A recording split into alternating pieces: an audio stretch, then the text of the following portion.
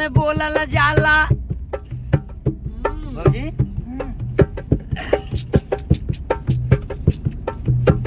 सावन में बोलल जाला मेहरिन से प्यार से भैया हो सावन में बोलल जाला मेहरिन से प्यार से नात नैहर जाई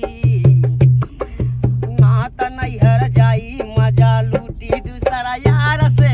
नात नैहर जाई मजा लूटी दूसरा यार से नात नैहर जाई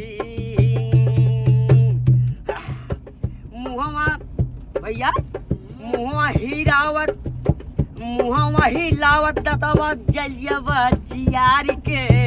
मुहवा हिलावत दतवा चली जाइबा हाय नात नैहर जाई अब न हिलौबे अरे नात नैहर जाई मजा लूटी दूसरा